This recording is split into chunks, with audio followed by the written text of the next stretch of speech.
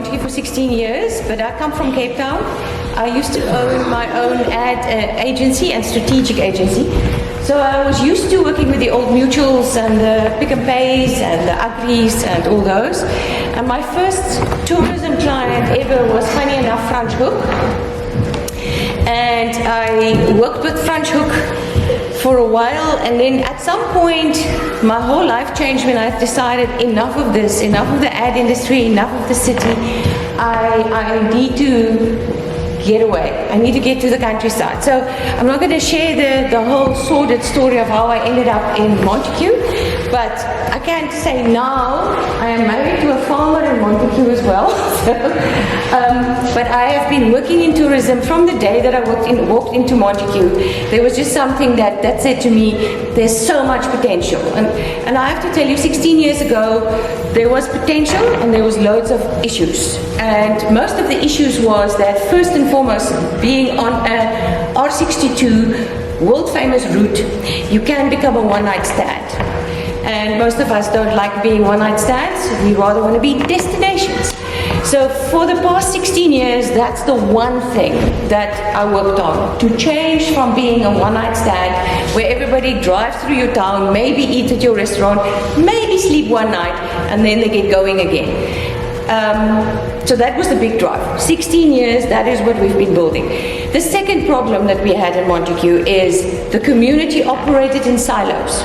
Everybody did their little thing and they played their cards very close to the chest, because heaven forbid somebody else knows your secret so that they can make more money than you do by having an hotel or having a restaurant or making your burger extra lekker or your steak extra smooth. So people were not in that space where they were sharing. And it was hard getting them around the same table. We did many of these things, getting them around the same place, talking to them, giving them options of, if you do this and you do it with your neighbor and you make a package, there's 100 more reasons why people will come to you. Nobody comes to you for your bed, nobody. But when you talk tourism, accommodation thinks your job is to fill their bed. Okay. I'll help you by telling everybody that's not true. You are not a booking agent. No tourism office is there to fill your bed. It's not. It is there to get the feet in your town. Now, at this point, after 16 years, I can proudly say that Montagu has an average of 35,000 people per month sleeping over in our town. To put it in context, we have 15,500, make it 16,000 after the last count that didn't count everybody. 16,000 people living there, and we have an average of 35,000 people staying over. And I only count them once. I count belly buttons, and I count them once. I don't even count bed nights. I do count them. That figure is way more astronomical. December we had 42,000 people sleeping over in Montagu. So if anybody then turns around and says, is tourism really doing their job? I'm sorry, yes they are. If they didn't sleep in your bed, you're doing something wrong. Because really, if you cannot fill 1,800 beds with 42,000 people, then there's something wrong if your bed isn't full. So if the tide rises, it rises for everybody. That's the second lesson. And if we can get people to understand that in the community, then you're also halfway there. It took a while for big business to realize when the tide rises, it rises for everybody, because they didn't even really know what was going on in tourism. And then one of the greatest things ever happened. I know everybody hated it, but I sort of loved it afterwards, and that was COVID. When COVID happened, the town of Montagu shut down. You might as well put a big rock in that hole in the wall, because nothing happened. There were suddenly no tourists, and they never realized there were that many before. And suddenly, there were nobody stopping at the garage, there were nobody stopping at the spar, except for the locals. And only 16,000 locals isn't the same as 42,000 visitors, plus 16,000. So suddenly, Toyota was one of the first guys to phone me and say, when tourism is back on track, I want to be a member. And I said, hallelujah. Because really, you never realize that you're making your money out of tourists. You never realize that tourism is one of the core businesses in your town. That tire guy had to close down. He didn't sell tires. He used to believe he sells tires to farmers. He didn't realize he was fixing so many punches because the Cape Townians with their smart cars are driving on gravel roads. And suddenly they weren't driving on the gravel roads and he didn't have to fix any punches. So COVID was one of the best things that happened for me in the sense that people learned a lot of lessons. They realized getting closer back into your community, that was the next big lesson. Suddenly our circle became quite small. The whole time people dream tourism and they talk about overseas and if I can get another foreign visitor and if I can get another foreign guy that is willing to pay 25,000 Rand a night, or maybe what is it nowadays at Sambona, 40,000 Rand a night, because that's my target audience. Wonderful guys, but what if the foreigners can't fly? What if the foreigner can't come to your country? Who's going to support you there? The first borders that opened or the first lines that opened was local tourists. So you suddenly realize that the local guy and the person that is closer to you is actually way more important than those that you are dreaming of getting here at some point. So all those life lessons was amazing. Community, start in the middle, start in your own circle. I loved how you called your garden a circle garden, because starting in a circle, you only have one way to go, and that's like that. Because you cannot go anywhere than actually just rippling out.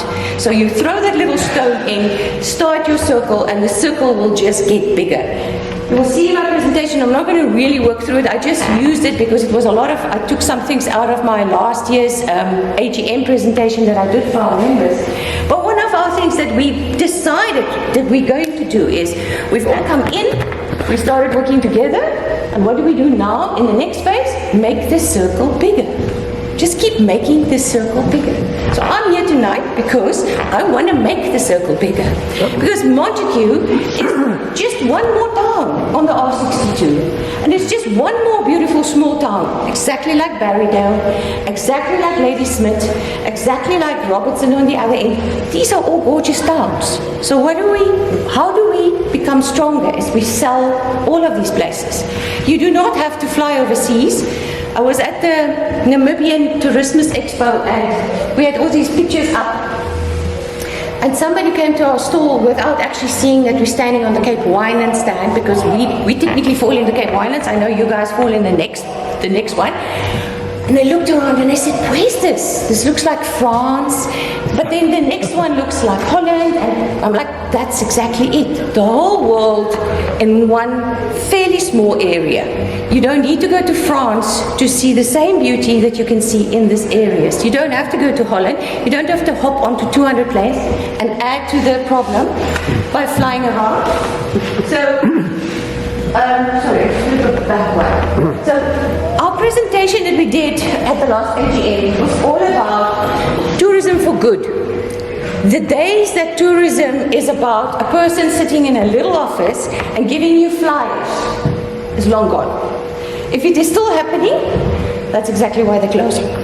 So we are not about handing out flyers. We are not about, sorry sir, how can I tell you where the nearest restaurant is? That's not what we're about anymore. Tourism is now something that has turned the whole world around, and it is something that can save your time. Because if you're doing tourism for good, you are actually working with an entire town. So it's about a team, a community, a collaborative effort, and then building resilience. That was the other nice thing that COVID taught us. We realized we're not as tough and as resilient as we thought we are. We thought, I'll always have business.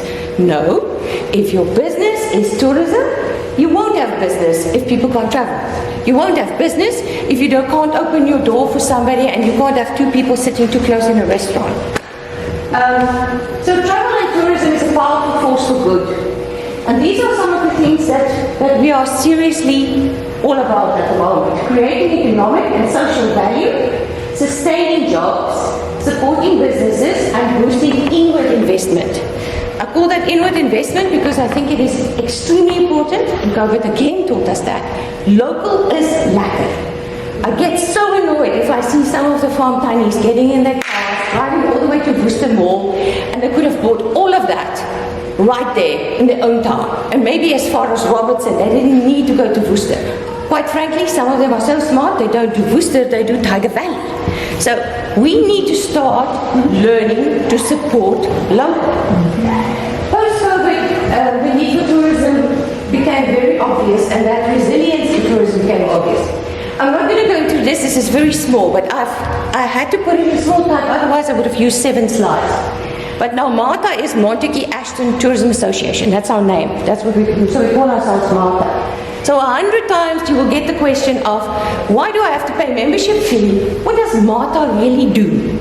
You know, they don't do anything for me because they haven't sent me a booking in the last 6 months. I haven't had 2 people in my beds because of you. Well, sorry, you had people in your town because of me. So this is exactly what MARTA does. It's 1,000,001 things and more. I can send this presentation if you want it. But then the biggest thing that we do right is collaboration. Because MARTA is 3 people in office. It is a committee of 10 and 3 people in office. So believe me, all those wonderful things I'm showing you that we do, we couldn't do all on our own. We're doing it by just creating a platform, putting people together that can understand each other. Like tonight, I mean, I couldn't believe, it's like the one thing just falls, it's like you all practiced this before the time. The one talk fits into the next door. So you already naturally have a community that is working together, that is understanding together, and now it's really just getting that one goal and going there. I'm sure the municipality is extremely happy to see that they have a place to dump their stuff. Tomorrow they can have more compost.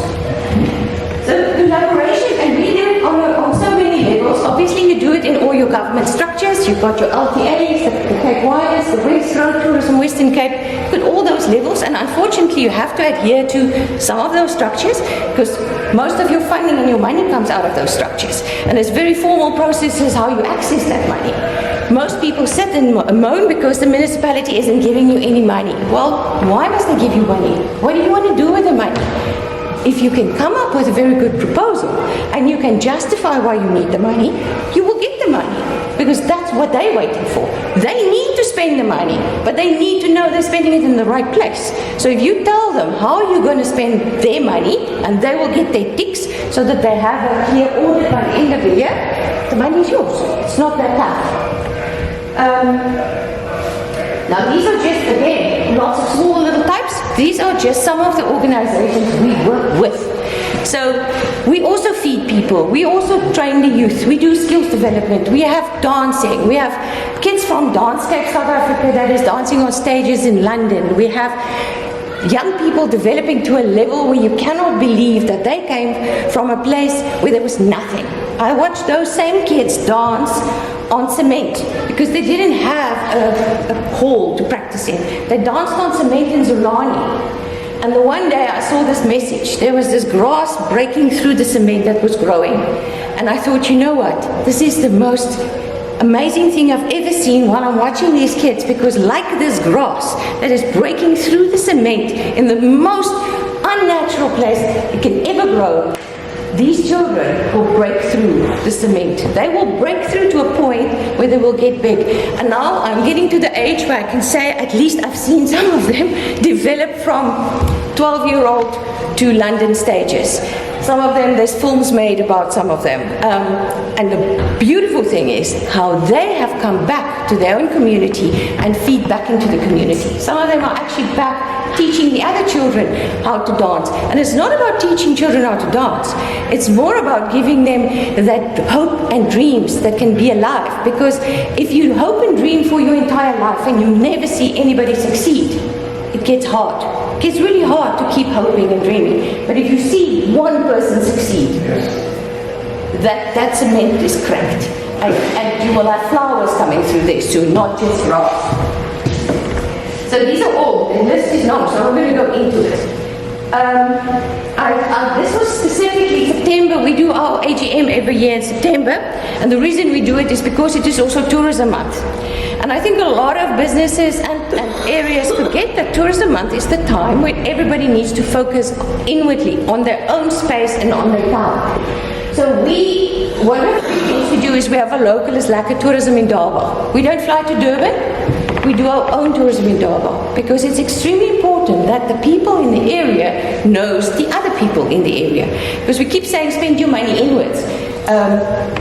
Collaborate with those around you. If you do not know what people are doing, if we did not know what was happening with these projects, nobody will support you. And it is the simplest thing in the world. I mean, if I have a place to dump my rubbish, why would I not? But just because I don't know about it. So this is where the local is lekker in Durban comes in.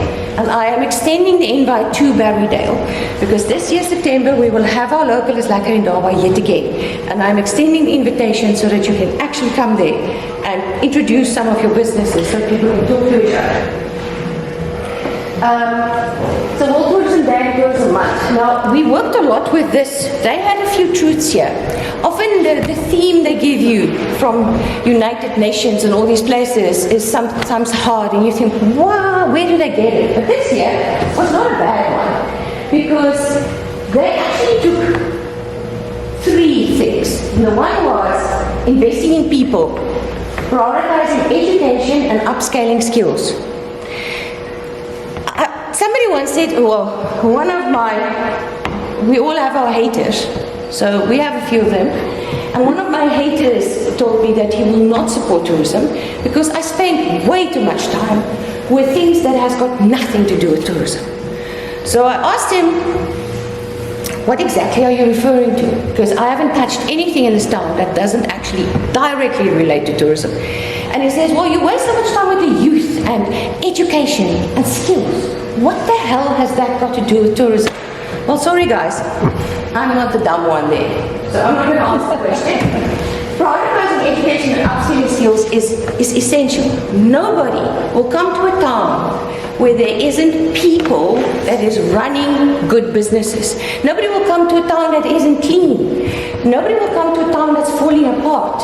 So if you are a popular town, you got to stay a popular town by making the rest of your community come with you and understand this. You do not have a future if you do not upskill in tourism. If I drop dead tomorrow, my 16 years means nothing if I haven't taught at least 3 or 4 young people to do exactly what I do and know even more than I know. Because your student, that's the biggest compliment, your student is even better than you. So we need to keep building on that. The next one was investing in the planet, supporting tourism's green transition. I don't need to say much about that. You've heard a lot of that tonight. We can't just keep on marketing things and telling the world what a wonderful town we are, yet we are just using and abusing nature. I often talk about Dubai and I get the shivers when I say we are so the opposite. You can actually come to us and put your hands in a real river, not a fake one that got like led into the desert, or a plastic building, or high-rise. Sorry, I know you will be. But it is so completely different from the authentic life that we have in the countryside. And that's what we have to market. We do not need to put a high-rise building. In fact, if I can see a major high-rise hotel in either this town or my town, I would actually move, because then it's too late. Then I need to leave. Because we are selling authentic experiences. People are leaving the city weekend after weekend to get away from the city, the rat race, the noise, the buildings, the high-rise. They want to actually start experiencing things that feels like real life. And that is often what you hear. People will come to your town, and when they leave, they will say, shit, I only stayed 3 days. Next time I'll stay longer. But in those 3 days, I felt like I had a 2-week holiday. Because it was completely... I really like what you're saying now, you know, that people come here for an authentic exactly. experience. Yes. Someone just asked me the other day, why would people come to Barrydale? And that is very... authentic. And Barrydale is so special and authentic in its own way. Yeah. All small towns are authentic. And what they need to start realizing is just find your authenticity and stick to your authenticity. You know, if you all walk barefoot in Barrydale, which looks like most of you do, then walk barefoot in Barrydale, because then that's one of the things people will come to your town for, because they will feel comfortable kicking their shoes off and walking barefoot. If you have something unique, I mean, what you guys are doing with these gardens, what you're doing with Net Footprint, I mean, I admire what you do with Net Footprint. I absolutely admire what you do with it.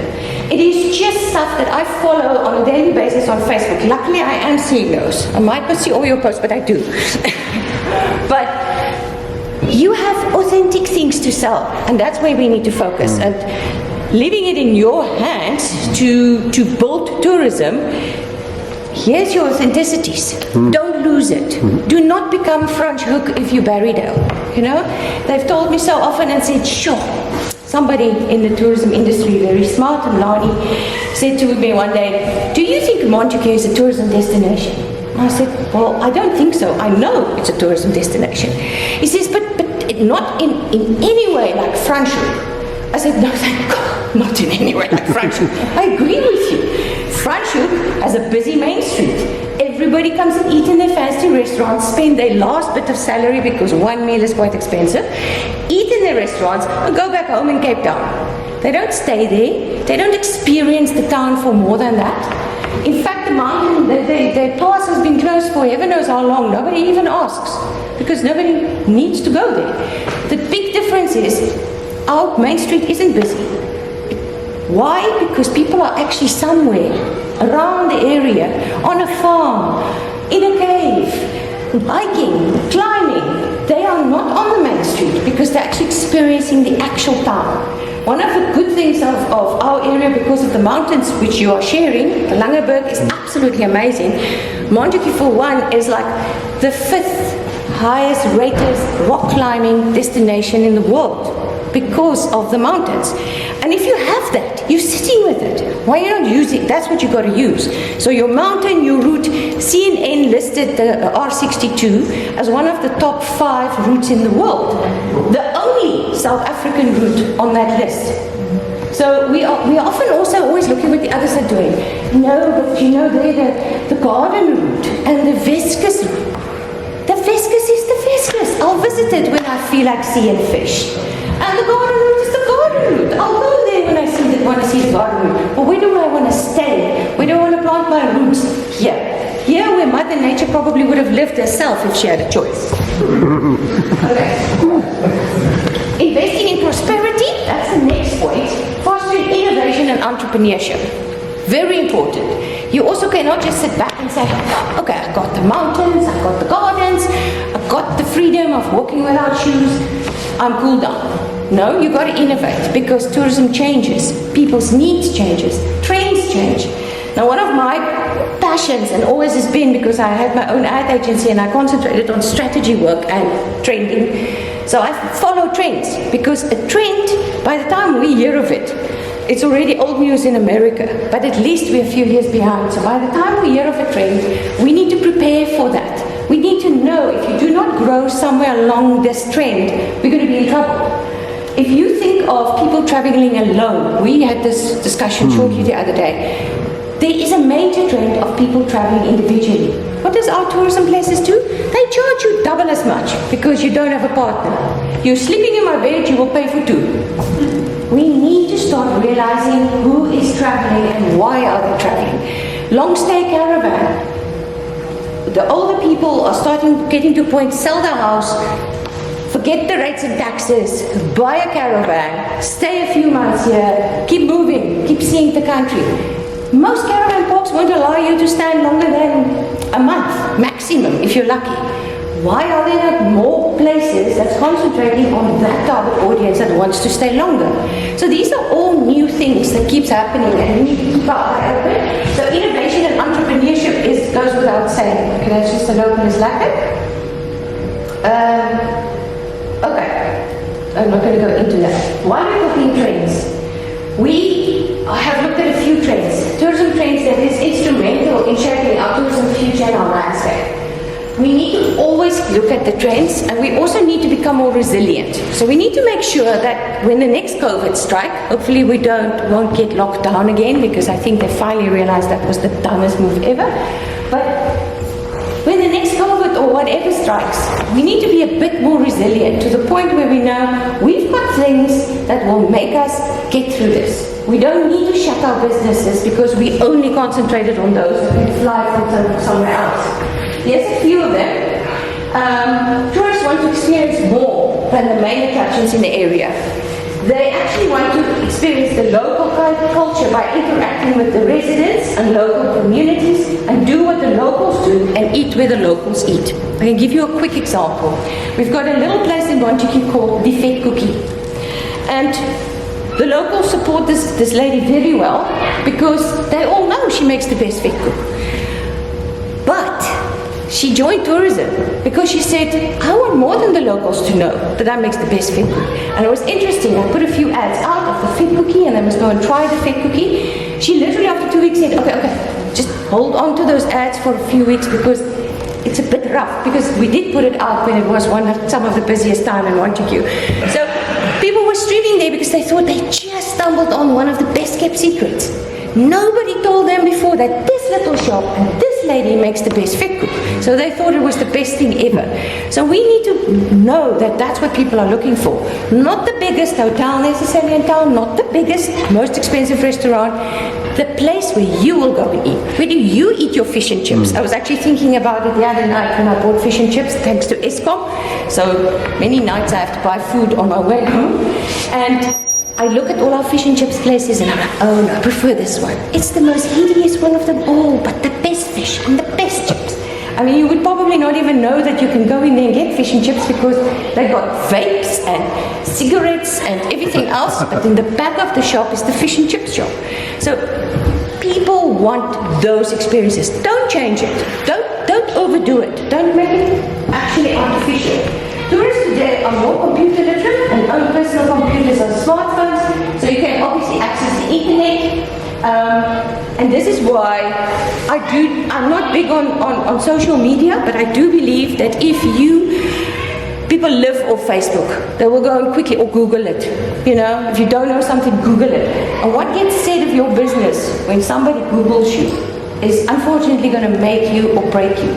So we need to know what's out there. We also need to know that one person that was unhappy with our business, that has just posted this disgusting post about you all over Facebook, you need to know what was said and you need to deal with it immediately. Because unfortunately, most people who are not, let's call it free thinkers, or think for themselves, they like to just follow what everybody else says. So if I'm not 100% sure, I'll just read here. Oh, they said the pizza was too strong. Okay, then I won't eat it. What is too strong? What's too strong for whose taste? I mean, some of these things that people come up with is absolutely ridiculous. A lady was moaning the other day. She said she's got 10 out of 10 scores all over. And then somebody rated her 5 out of 10 for the area. You know why? Because she's on a farm. But you booked the farm. You booked the cottage on a farm. So the area it was too far from town. I mean, you booked it. You knew what you were booking. So, yeah. The millennials and the Generation Z tourists are more diverse. They're more culturally diverse, and this is also important why we need to think completely out of the box and not just offer them one Western culture opportunity. Here you go. There's something nice. You need to offer them the whole thing. And then health and safety are top priorities. I think some of these things are so basic. Rural tourism emerges, more people travel to smaller or remote places. Now, I've got news for you. Your entire town is a rural town. Montagu is a rural town. When they actually divide places, they say, these are rural towns. Because you're so far away from the city, that makes you rural. So we're all rural towns. We don't need to go and look for a specific rural experience. The whole town is a rural experience. So start marketing your town as a rural experience and stop trying to find what the law book says. This is rural, this is not. No, we are all rural. We live in a rural space. And let's sell the rural space because that word is becoming popular among the city people. They hear space, they hear sunshine, they hear less noise, they hear safety, they hear all these kind of things. And then your own town can be the biggest problem for yourself, because if I look at, Montagu itself is the 3rd safest town in the whole of the Western Cape.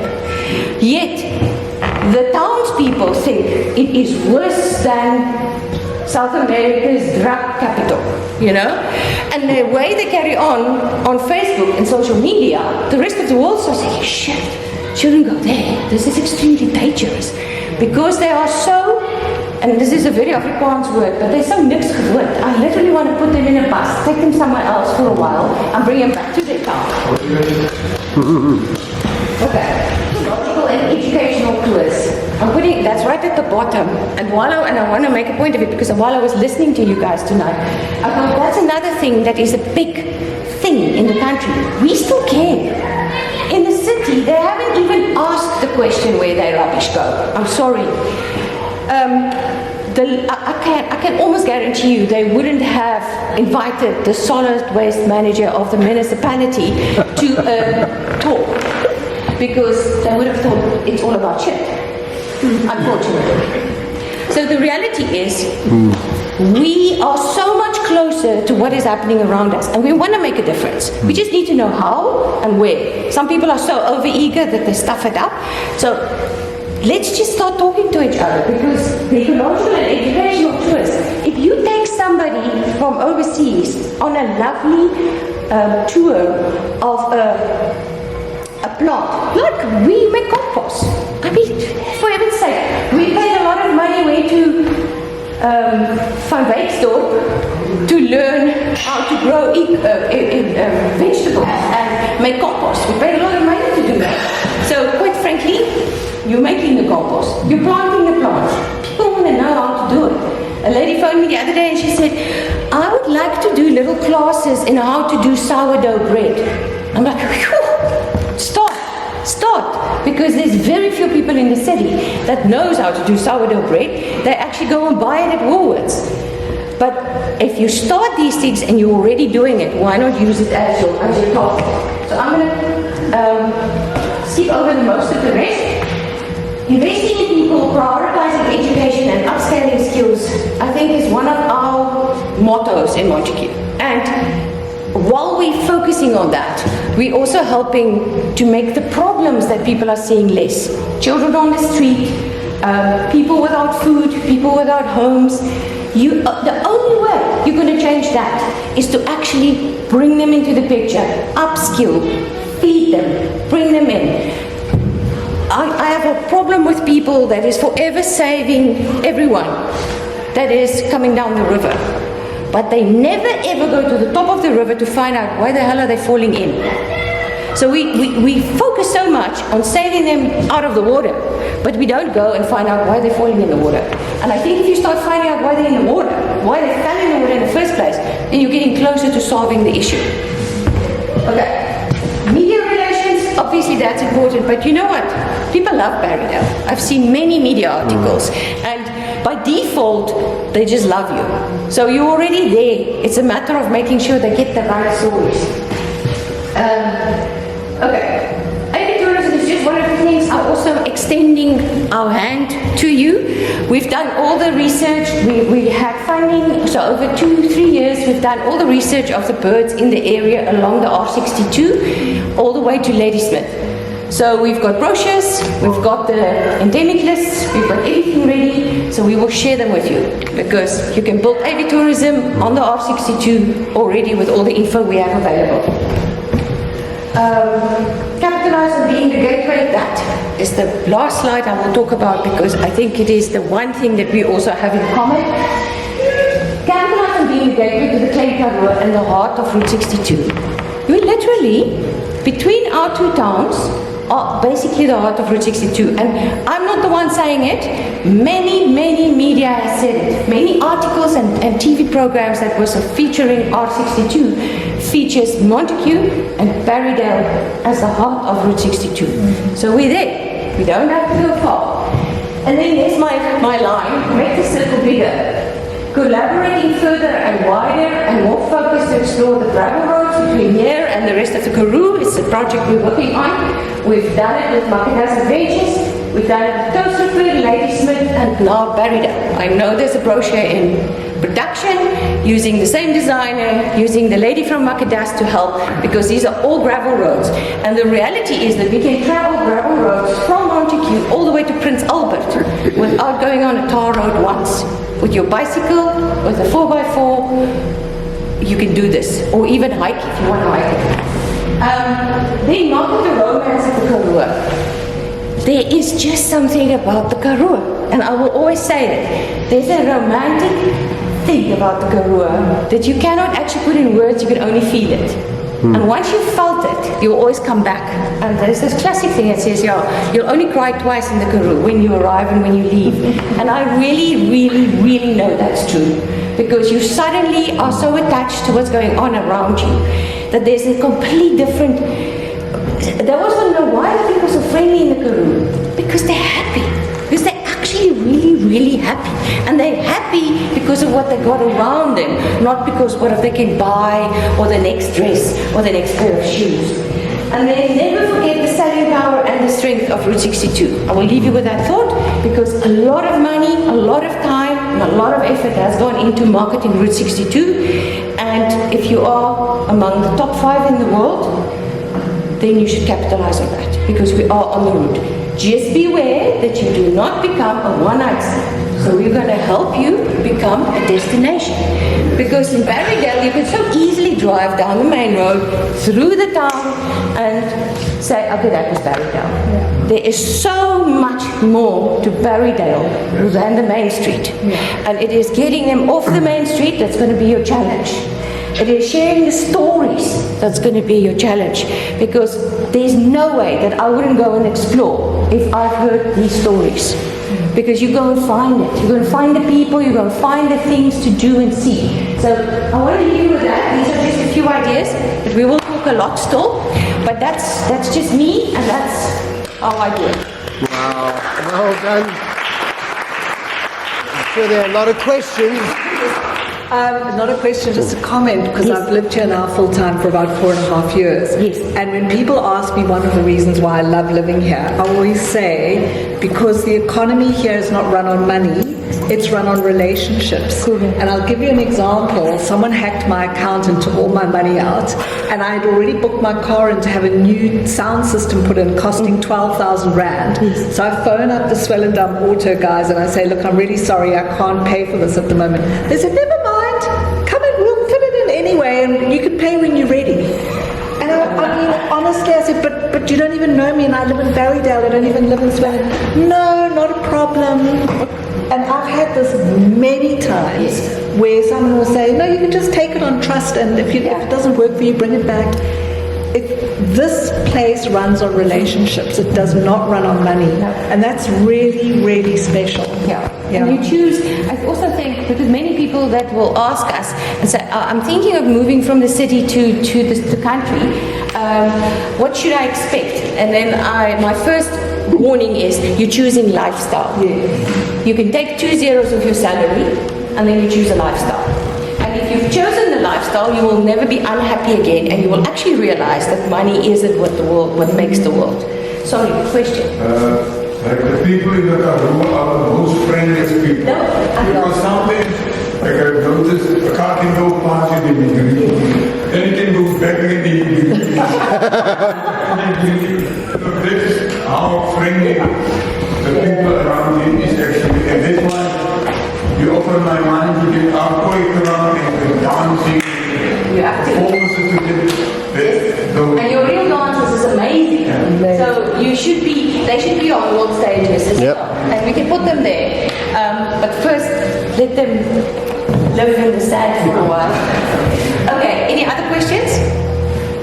For now? Okay.